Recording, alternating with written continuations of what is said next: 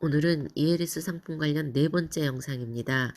첫 번째와 두 번째 영상에서는 ELS 사태 관련해서 전반적인 점 살펴보았고, 세 번째 영상부터는 첫 번째, 두 번째 영상에 언급된 점들 중에 중요한 부분들 선택해서 조금 자세하게 살펴보겠습니다. 이번 영상에서는 얼마 전 금융당국 관계자가 투자자 자기 책임을 언급했었죠. 한번 살펴보겠습니다. 그분이 언급한 투자자 자기 책임, 그렇다면 판매자 자기 책임과 관리 감독자 자기 책임은 없는 건지 같이 한번 보겠습니다. 투자자 자기 책임. 오케이. 투자자 책임져야죠. 전세 사기범에게도 속으면 안 되고, 빌라 사기범에게도 당하면 안 되고, 교묘하게 속임수를 쓰면서 접근하는 보이스피싱범에게도 낚이면 안 되는 거예요. 또 현란한 말솜씨로 투자자 현혹하는 주가 작전 세력에게도 속아 추천 주식을 최고점에 사서 땅을 치고 후회해도 누구 탓하면 안 되지요.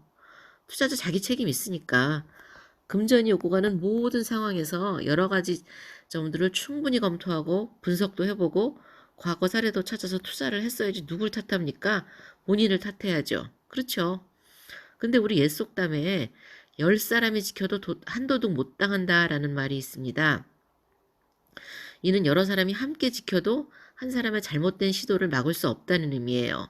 하물며 여럿도 아닌 금융소비자 한 명이 속이 시커먼 상품 판매자를 당할 수 있나요? 아우, 이 지점에서 정말 죄송하네요. 은행분들을 본의 아니게 도둑에 비유한 것 같아 죄송한데요. 근데 그건 아닙니다. 은행 PB들이 무슨 잘못이 있겠습니까? 회사의 지시와 실적 압박에 본인들이 선을 넘어도 한참 넘었는지도 모르고 넘어와서 고객들을 잡아 끌은 거 아니겠습니까? 근데 만약 끌려온 게 죄라면, 부주의가 죄고 무식이 죄라면 금융당국자 말이 딱 맞는 거긴 하지요. 투자자 자기 책임 원칙이 있으니 본인이 책임져라. 물론 다른 말도 하기는 했습니다. 명백한 불안전 판매의 경우는 피해 복구에 최선을 다하겠다고 했으나, 그런데 명백한 불안전 판매 사례를 은행에서 자발적으로 제시합니까? 아니, 증거나 자료를 찾아서 금융당국에 와가지고 이분에게는 우리가 정말 잘못한 거다라고 자진해서 사례를 오픈할까요? 아니죠. 피해자들이 아물거리는 기억을 되살려서 이것저것 찾아보고 은행 가서 소리치고 싸우면서 증거도 찾아오고 하면서 읍소하고 있다고 들었습니다. 그런데 어떤 은행 지점에서는 자료 받아가려면 민형사상 고소 않겠다는 각서쓰라고 했대요. 이건 또 무슨 외계인 문장인지. 상품 판매와 관련된 증거 자료는 소비자가 원하시 즉시 제공해야 할 의무가 있음에도 지금과 같은 상황에서조차 금융 소비자들을 무지랭이로 보고 있는 거죠. 막대하고 있는 거라고 할 수 있어요. 설명이 또 옆으로 빠졌네요. 다시 핵심으로 돌아가 금융당국의 대처를 한번 살펴보겠어요. 불안전 판매의 경우는 물론 피해 복구에 최선을 다한다고는 했어요.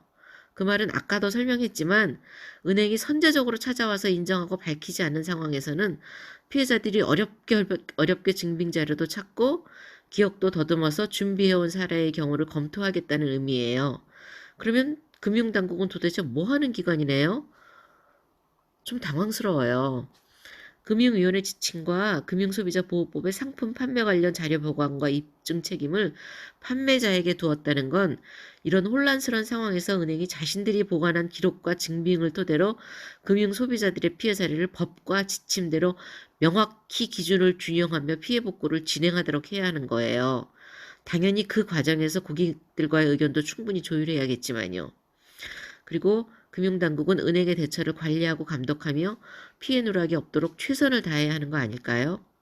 다시 얘기하지만 투자자 자기 책임은 기본 전제가 틀렸지만 판매자 자기 책임, 감독자 자기 책임은 너무도 명확한 명제이기 때문입니다. 이건 제 생각이 아니라 금융위 지침과 관련법에 근거한 것이에요. 관련법 중 핵심 문구만 간단히 살펴보겠습니다. 은행법 제1조 예금자를 보호하고 신용질서를 유지. 금융위원회법 제1조 공정거래 관행을 확립하며 예금자 및 투자자 등 금융수요자를 보호. 금융소비자보호법 제1조 금융상품 판매업자 및 금융상품 판매업자의 영업에 관한 준수사항과 금융소비자 권익보호를 위한 금융소비자 정책 및 금융분쟁 조정 절차 등에 관한 사항을 규정함으로써 금융소비자 보호의 실효성을 높이고 이렇게 금융소비자 보호를 여러 법에서 다 강조하고 있어요. 관련법 세계의 제1호에 명기된 거예요. 제1조에 명기된 가장 중요한 핵심이 바로 금융소비자 보호입니다. 아울러 금융상품 판매자의 준수사항을 지적하고 있고 이들을 감독할 금융당국의 책임과 의무를 강조하고 있어요. 그런데 현실에서는 금융소비자의 책임을 가장 중시하고 있는 것 같아서 안타깝습니다. 투자자 자기책임 원칙 원론적으로는 맞는 말이에요. 본인이 속지 말아야 하는 건 맞기는 맞습니다. 단, 이 표현은 사적으로 할 말이지 공직자가 공적인 자리에서 거리낌 없이 표현할 단어는 아니라고 판단합니다. 꼭 언급해야 할 상황이라면 피해자 심정을 고려하고 관련법의 취지를 숙고하면서 절제된 표현을 사용해야 할 것이에요. 결론 말씀드리겠습니다.